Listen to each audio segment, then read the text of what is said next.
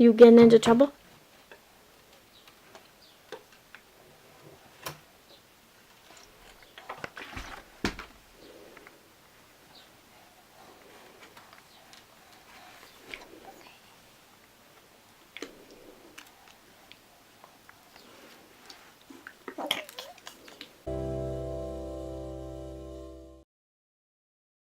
Today I'm going to be talking about Jacob and his heart surgery. This video is really the reason that I started my channel in the first place. Was everything that we went through with Jacob was really difficult, and this is probably going to be a difficult video for me to make, but here I am. Today I'm going to try to film it for you guys. I think I've been putting it off because it's just very emotional to talk about and very difficult. So I've made a whole separate labor and delivery story and a story about my pregnancy as well, I believe, so I will link those videos in the description and in the cards of this video, and you can check that out. Definitely check those out before you watch this because it'll just make a lot more sense. He was born 4 days early. Yeah, 4 days early.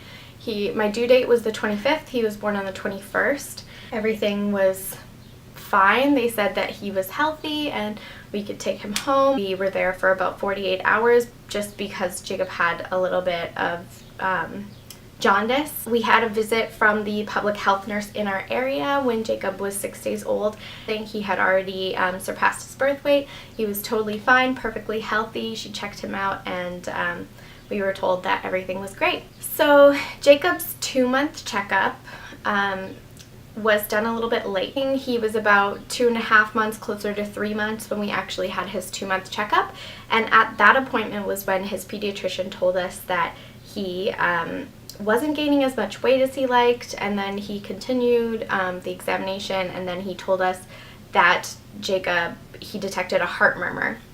So a murmur is basically just a different sound in the heart, and I now know after all of this that most people's heart sounds like lub dub, right? And Jacob's was like whoosh, whoosh, whoosh, whoosh, whoosh. Like it just sounded completely crazy. We were referred to a cardiologist, and he just told us that we would take him there and they would check it out, and it might be something that would just go away on its own, and it was probably not going to be a big deal. I, based on that information, just relaxed. I thought, this isn't a big deal, it's going to be fine. He's totally normal. We'll just keep going with what we were doing and it'll all be fine. So it took us like a few weeks to get an appointment with the cardiologist, and when we went, his cardiologist diagnosed him with a VSD, which is a Ventricular Septal Defect. What that means is that the ventricles between the heart, the left and the right ventricle, Jacob had a large hole right in the center, and there are different sizes of VSDs. So there are small VSDs, large VSDs, and Jacob's was a large VSD. So his heart was essentially working twice as hard to pump the oxygenated blood to his body. So his heart beat faster. It was causing a lot of problems for him.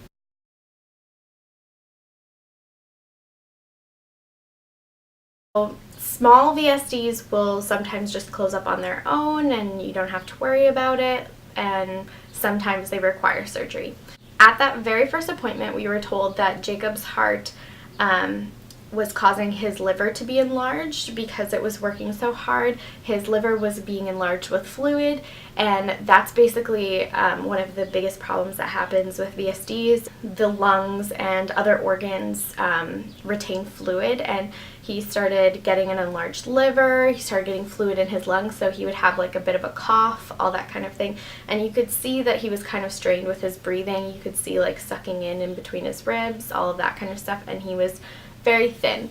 I have a lot of pictures of Jacob, obviously, so I will try to insert pictures of him. And so they immediately prescribed him like a diuretic medication, and that was a complete nightmare as it was. Like the pharmacy made the medication wrong, and so it was too high of it was the right dose, but it was too high of too low of a concentration, so we had to give him a larger amount of the medication. So we were giving him like 6 milliliters, which if you've ever given a baby medication, if you give a baby Tylenol, it's usually like 1 milliliter, like a little tiny syringe of it. we were giving him like 6 milliliters of this diuretic medication twice a day, and that caused him to drop like a lot more weight. And then they changed the concentration. We eventually got it right. He was looking even more like scary. Yeah, he was very, very thin during this period. During this time, because of his weight and because some of the VSDs do close up on their own, they basically just wanted to keep an eye on him. So we were going to his cardiologist once a week, and we were actually going to his pediatrician, his regular pediatrician, once a week as well. So twice a week we were going to doctor's appointments for Jacob for weight checks and for them to just check how his organs were doing and all of that. This week we went back to the cardiologist and Jacob had lost weight. At this point they told me that they would prefer if I got him onto bottle feeding. So up until this point I had been exclusively breastfeeding him, and breastfeeding was going great. He was really great at eating. The only issue that we had was that he was so hungry all the time. So because of the VSD, his heart was working so much harder. He was using so much more energy than most babies would, just to do the regular functions of his body. So he needed a lot more food. He needed so much more calories than I could provide for him, and my body was making enough milk. He couldn't eat more. He just needed more concentration. So I'm going to make a whole separate video about my breastfeeding story, because breastfeeding and this whole thing that we went through with his eating and him losing weight and all of that, it was really, really hard on me emotionally. It was like a really difficult thing for me. But basically we were told that he needed more calories than I was going to be able to give him, and we needed to try to get him on a bottle. So they also added another medication at this time, and so he was taking 2 different medications like multiple times a day, and I was still nursing him and trying to get him to take a bottle. He absolutely would not take a bottle. So for about 2 more weeks we continued these twice a week doctor's appointments and checking on his weight, and he was still okay for a little while. He was holding on to the weight, and I was doing my best, but he would not take a bottle. So we kept trying for those 2 weeks. We tried everything we could, except actually just cutting him off of nursing. We tried like every single thing. It was a whole like mess. It was crazy. And he would not take a bottle at all. And at 4 months old, I was advised by his pediatrician that I absolutely had to cut him off of nursing. Basically, I was told that at this point he had to gain weight, and that was our most important thing. And so I had to completely cut him off cold turkey. Again, I'll go into all the details of that into another video because it was like very hard on me.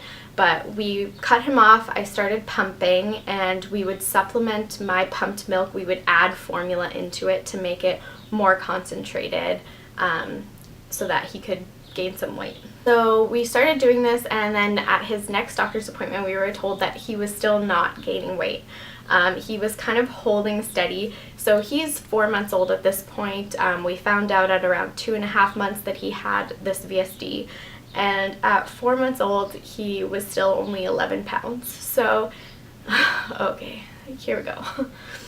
At that appointment we were told that despite him getting onto a bottle, despite us like pumping up his food, all of that, he was still not gaining weight at all, and his heart failure was getting worse. So that appointment was on a Thursday, and we went in expecting hopefully that he would have gained weight and that everything would be fine, but they told us that his heart failure was getting a lot worse and that we had to be in Vancouver on Monday, and that they would be performing his surgery on the next Thursday, so a week from the day that we found out. Side note, I would just like to say that I'm so thankful that we live in Canada. It was like all covered. The surgery, staying in Vancouver, like we stayed in the Ronald McDonald House, which is amazing, and it was like an absolute blessing that we got to do this. So this is something that I haven't really talked about, but the next week we were flown to Vancouver, and Jacob went through all of his preoperative tests on the Tuesday, and then on the Wednesday, the day before he was supposed to have surgery, in the morning, I was in the bathroom of our room, and Kevin had Jacob with him, And Jacob actually was sitting on the bed with him. Jacob was sitting on the bed with Kevin, and he was at the period where he just learned to roll over and just started doing that, and he kind of tried to roll over and got away from Kevin, and long story short, he fell off of the bed and hit his head on the floor. So most parents know at some point your kid's gonna fall or get a bump on the head or whatever, and this was the worst possible timing for this to happen. We were so devastated that this had happened. He threw up right afterwards, and we immediately went to the hospital. So luckily we were right beside the hospital because that's why we were there, and we took him to the emergency room. The emergency room doctors were not worried about him at all. They told us babies hit their heads all the time, he's fine, but to check in with his cardio team. And we took him to his cardiology appointment and told them what had happened, and they said that he should have a CT scan done because he was supposed to be having surgery the next day. So at that point, they found a small bleed. Basically, it's like a bruise on your brain from having this fall. I feel like such a horrible parent even saying that all this happened, but he had this small brain bleed. In a normal child that wasn't about to have heart surgery, this would not be a big deal at all, and that's what they told us, that it would be a few weeks to heal and he would be fine. But because of this, he could not have surgery the next day. He had to be put on bypass to have this surgery. It was open heart procedure. Basically, to go on bypass, you have to have a huge dose of blood thinners, and to give him this dose of blood thinners when he had a brain bleed could cause a very big problem for him and could cause permanent brain damage. So we were told that he couldn't have the surgery the next day and that we would be flying back to Winnipeg. They booked our flights. I was devastated. Honestly, that I can't even think back on it. That was the worst day of my entire life.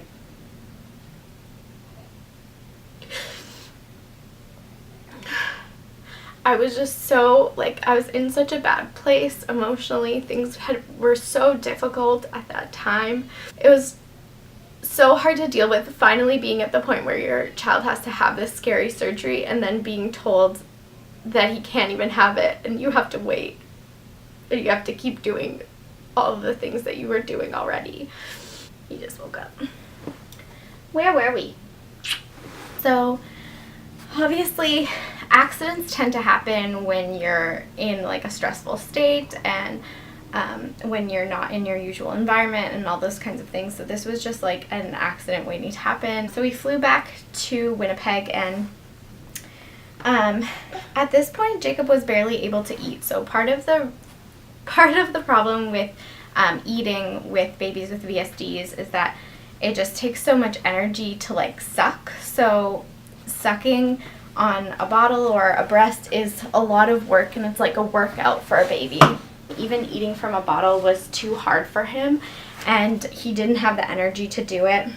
At the time when they first rescheduled the surgery, they told us we would have to wait at least a month to be able to go back and do it again, and we were supposed to be flying in on Boxing Day. If you don't live in Canada, Boxing Day is the day after Christmas, and it's one of the busiest days of the year. It's a busy shopping day. So we were told we would be flying back that day. I talked to his nurses and I was I don't know how we're going to function when we get back because Jacob's barely eating, he's not taking anything in, and I need him to start gaining some weight, so what are we going to do? And they told us that he would be admitted to the hospital as soon as we got back. So we returned to Winnipeg, we got home, and the next day he was admitted to the hospital in Winnipeg. And they put in a feeding tube. So he had an NG tube inserted the first day that we were there so that he wouldn't have to put that energy into trying to suck and eat that way. So basically what we were doing was bottle feeding him for as long as he could handle it. He would fall asleep while he was eating every single time because it just drained so much energy from him. So we'd bottle feed him until he couldn't eat anymore, and then whatever was left of his feeding, we would put through the NG tube and straight into his stomach through his nose. So we stayed in the hospital for a full week, and Kevin and I learned how to operate the NG tube to do the feedings, and we also learned how to insert them into his nose. So we were sent home with extra tubes. We had to learn how to insert them, and we each had to do a certain number of insertions before we could take him home, just in case it fell out or anything happened. During this period, his stomach was so small and he hadn't been getting enough food. We had to feed him every 3 hours with the NG tube. So we were getting up around the clock every 3 hours. Once we got him home, Kevin and I were taking turns and trying to work it out. We were so just so drained. While we were still staying in the hospital for the feedings, we were told that we would be returning earlier and that our surgery date had been moved up. So we flew back the middle of December.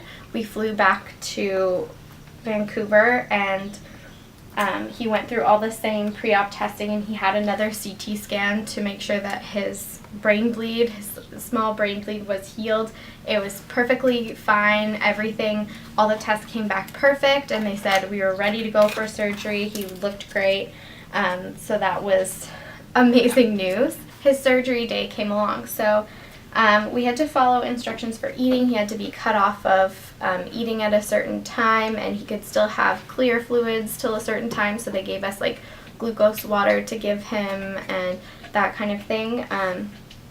And then we had to do a full surgical bath, so they gave us like a scrubbing surgical sponge to scrub him down with. And then we went over to the hospital, and we had a waiting area in pre-op, and then they moved us into like a hospital room basically in the pre-op area, where we just sat and waited, and we got him dressed into a hospital gown, and I was just a complete mess basically.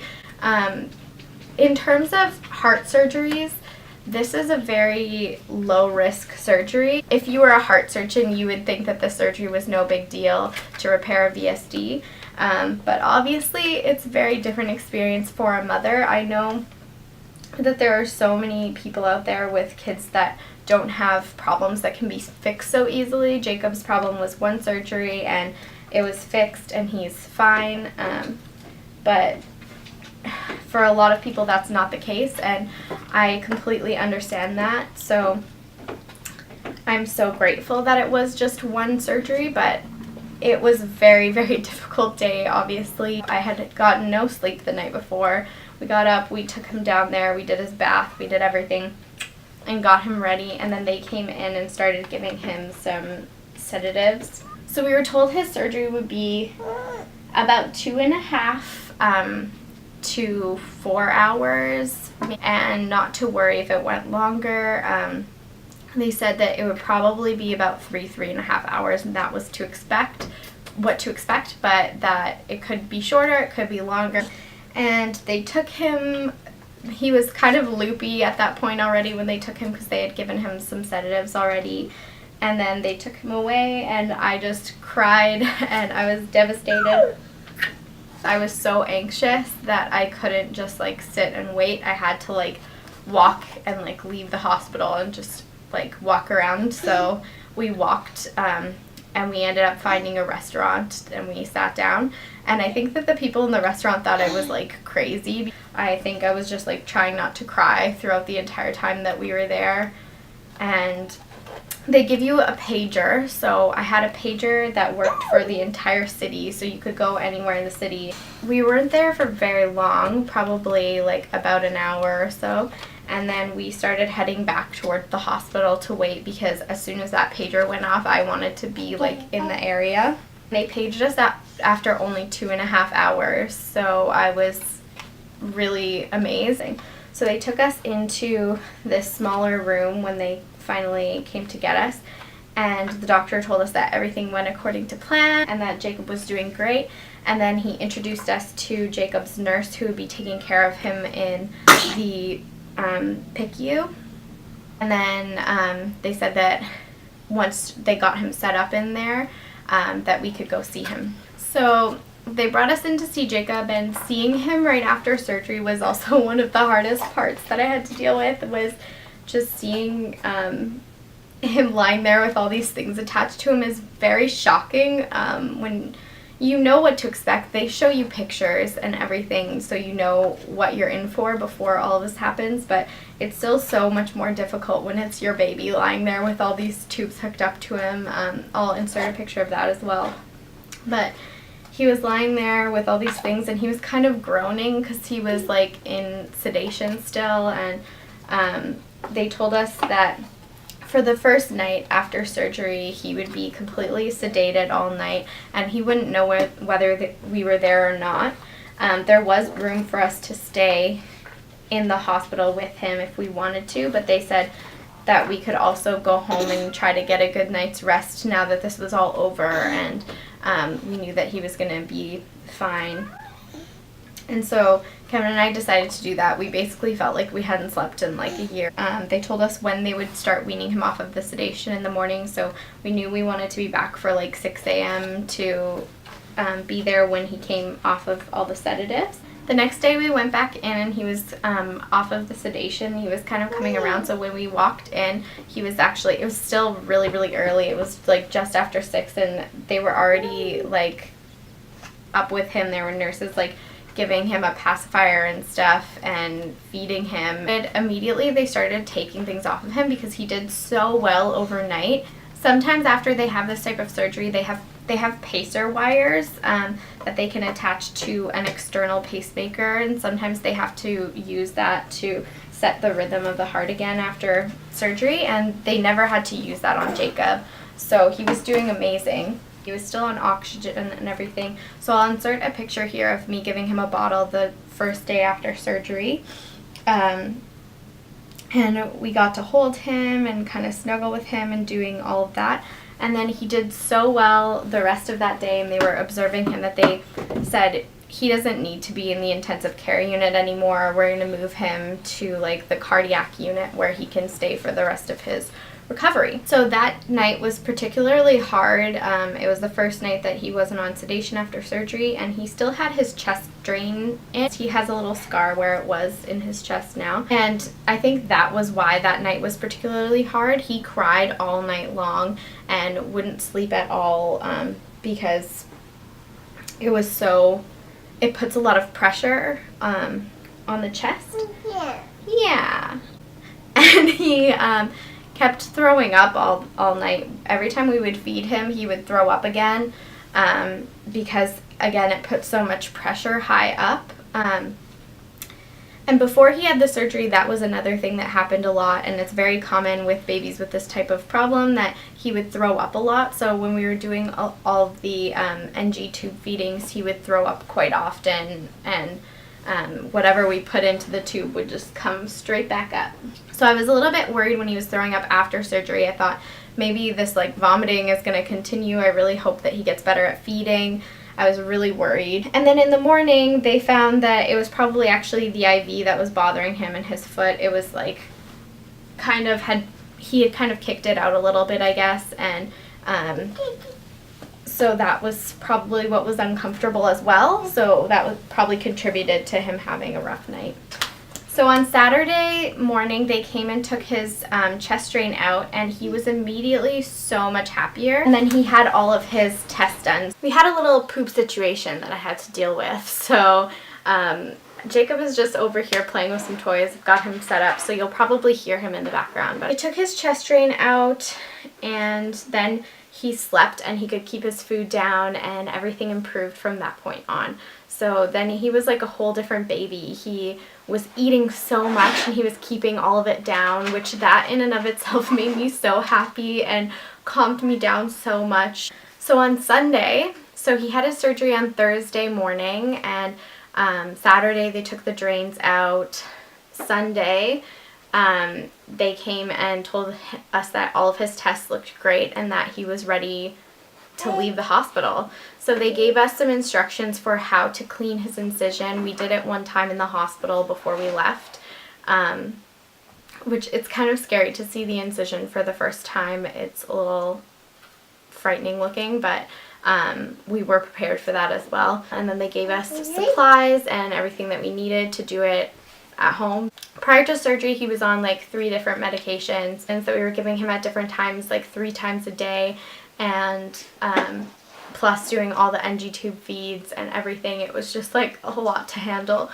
So after surgery, they were like, you're gonna have to give him this one medication for a week post-surgery, and we were like, we can handle that. And then we stayed in the Ronald McDonald house for the rest of the time after that, and we actually, like, he was doing so well. They were like, you guys can go and do stuff with him, give us a call if he has any of these symptoms, like anything like that. And he was doing so great. It was just night and day. He was happy and playing with toys like 2 days after surgery, and it just improved so quickly. Like, I can't tell you guys how impressive modern medicine is to me now. He went from being like so lethargic and not eating and not wanting to like really do much. We just like kind of put him in a chair, and he couldn't really do a whole lot because he didn't have the energy.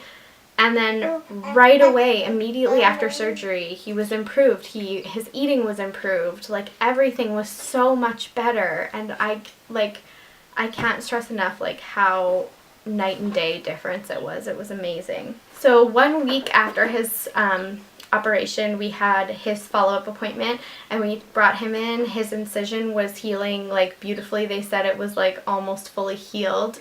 They did some tests on him just to follow up. And then they told us on that Thursday, 1 week after he had his surgery, that we could go home, and we were leaving the next day on Friday. So we actually made it home right in time for Christmas. I think we got home 2 days before Christmas, and he was doing amazing. And it was just such a blessing. So I'll insert some pictures here of Jacob's first Christmas. He was home for his first Christmas, which was so amazing for us. And he got to like try his first bites of real food, and we just got to be home together, the 3 of us, for Christmas, which was so amazing. We thought that this was going to be the end of the world to us, and by the time he was 7 months old, Jacob was like so happy and playing, and he had gained so much weight. Like, I'll insert a picture of him like a month after he had his surgery, and it's like night and day difference. He gained so much weight so quickly, and he's doing so great now. He's almost a year old. It's been almost 6 months since his surgery. Almost exactly 6 months. So I really wanted to make this video just to kind of give anybody out there who's dealing with something similar some peace of mind that it can get better. He's a happy, healthy, regular baby. Now we take him to the doctor, and he's like in the average range for height and weight. Jacob wasn't even on the regular growth chart for weight before he had his surgery, and now he's like a completely average baby. And if you know anyone who's dealing with something similar, please share this story with them so that they know that things can turn out great. A lot of the time while Kevin and I were going through this, Jacob was surrounded by kids that were a lot sicker than him. Kids with cancer, kids with heart problems that couldn't be fixed as easily as his.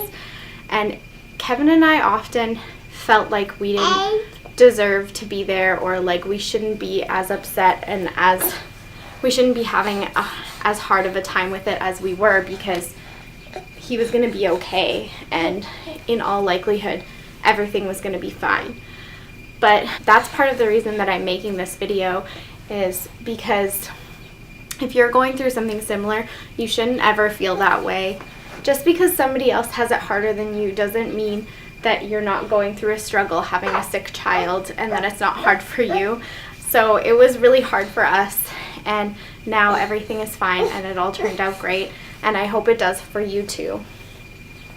I hope you all subscribe, and I will see you guys next time. Bye.